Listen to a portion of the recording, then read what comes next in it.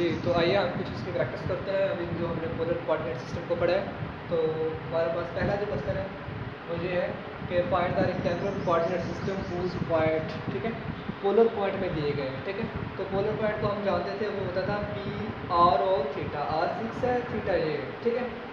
और हमने अभी देखा था पिछले लेक्चर में, मैंने डिटेल से बताया कि जब हमें आर और थीटा गिवन हो तो x equal to r cos theta और y equal to r sine theta से हम इनके रिलेशन को बआसानी निकाल सकते हैं, ठीक है। तो क्वेश्चन को थोड़ा सा लेंथी था, इसलिए क्वेश्चन तो काफ़ी बड़ा लग रहा है, लेकिन यह इंतहाई आसान है। देखिए, हमने वैल्यू पुट की है, आर की जगह पे 6 आ जाता है, कॉस और थीटा की जगह पे आ जाता है 135, ठीक है। तो अब देखिए 135 को मैंने 45 प्लस 90 क्यों लिखा, ठीक है। हमारे पास कुछ स्टैंडर्ड आंसर होते हैं 90 तक के, ठीक है, वो हम बआसानी डायरेक्ट बता सकते हैं। कि मैंने आपको यहाँ पे कुछ वैल्यूज लिख दी है। साइन 0 पे 0 है, 30 पे 1/2, 45 पे 1/2 का रूट और 60 पे 3 का √2 और कॉस साइन 90 पे 1 होता है। इसकी वैल्यू रिवर्स करते हैं, ये 1 यहाँ पे, यहाँ पे, यहाँ पे, ठीक है, और ये वाली वैल्यू यहाँ पे और ये वैल्यू यहाँ पे, तो ये कुछ कॉस की वैल्यू बन जाती है एंगल के हिसाब से, ठीक है। तो डेफिनेटली यहाँ पे tan की भी बन सकती है, तो अभी tan हमारे इस्तेमाल में नहीं, इसलिए मैंने इसको नहीं लिखा यहाँ पे। मैंने इसलिए किया है इसको कि हमारे पास हमें कैलकुलेटर के बगैर ये इस्तेमाल कर सकते हैं इसको। हम कैलकुलेटर के विदाउट कैलकुलेटर इसको बआसानी यूज़ कर सकते हैं, ठीक है। अगर आपके पास कैलकुलेटर भी नहीं है तो आप इसे बआसानी हमें सॉल्व कर सकते हैं इस मेथड से, किसी भी कैलकुलेशन को, ठीक है। तो हमारे पास कुछ इस तरह था, मैंने इसे 90 प्लस 45 किया, ठीक है।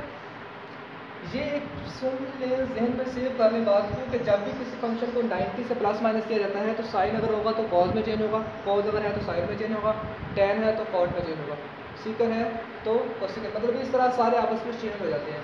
कॉस था 90 की वजह से साइन में चेंज हो गया, साथ नेगेटिव आया। नेगेटिव क्यों आया, उसके लिए मैंने ये सिंबल दिए हैं ASTC। एक बार होता है आल फंक्शन, साइन कॉस tan जो भी हैं वो सारे के सारे इसमें पॉजिटिव होते हैं। दूसरा इसे बोलते हैं 90 to 180, ठीक है।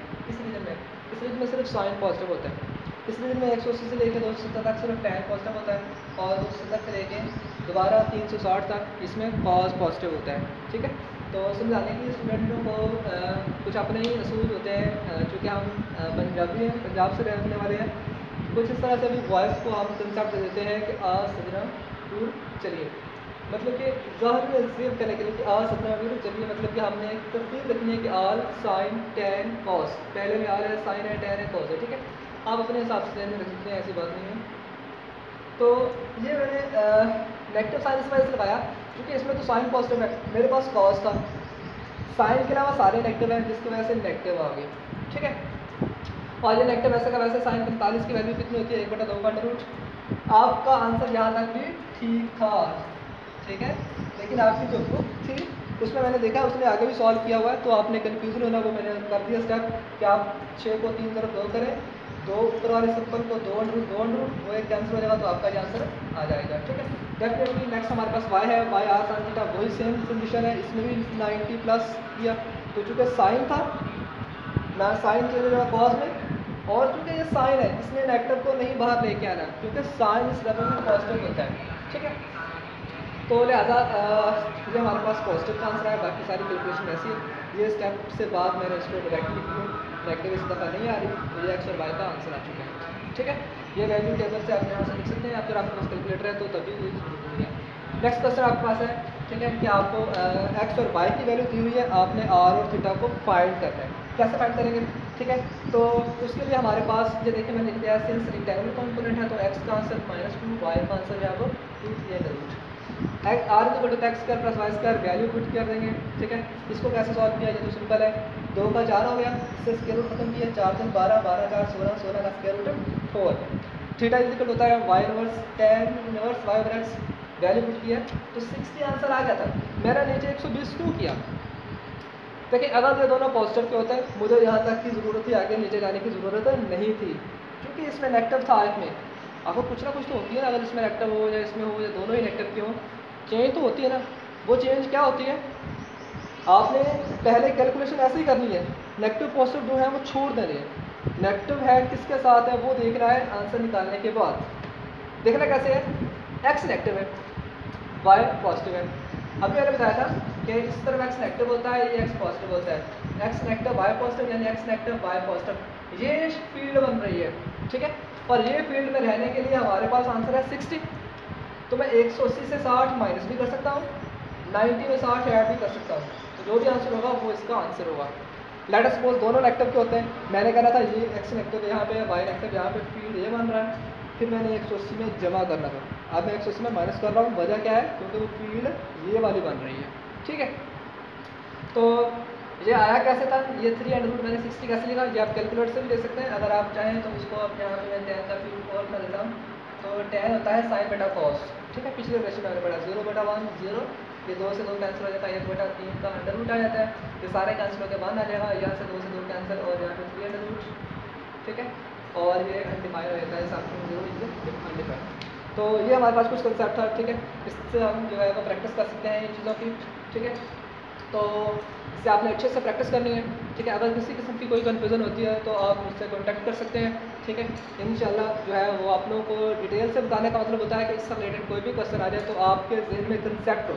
ये सारी चीज़ें मैंने अजाफी इसलिए बताई हैं कि इससे आपको कंसेप्ट मिलेगा, इंशाल्लाह आप किसी भी जगह पे किसी भी पॉइंट पे क्वेश्चन को पढ़ेंगे तो आप समझ जाएंगे कि इसमें क्या प्रॉब्लम आ सकती है, ठीक है।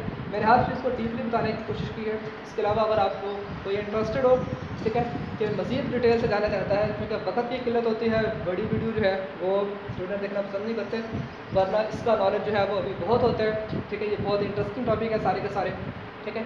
तो इसके अलावा मैं आपको कुछ मज़ीद जो है थोड़ा सा बताना चाहता हूँ। आपके पास MCQs की टाइप है, ठीक है, तो वो बस शॉर्ट सी है, ठीक है। उसमें कुछ ये है कि आपके पास ये कोऑर्डिनेट सिस्टम है, ठीक है, ये आपके पास MCQs का पोर्शन है, ठीक है। अगर आपके पास कुछ इस तरह से पॉइंट आ रहे हैं कि 0/3, इसमें x क्या है, 0 है, y क्या है, 3 है, यानी कि 1 2 3, x का आंसर तो नहीं ना भी लिखेंगे क्योंकि वो 0 है, लाइन लगाएंगे ऐसे आ जाएंगे। तो 0/3 यानी कि 0 कुछ भी अगर एलिमेंट यहाँ पे होगा तो इससे जो ग्राफ बनेगा उसे कहते हैं कि ये जो ग्राफ होगा ये पैरेलल टू x एक्सेस होगा।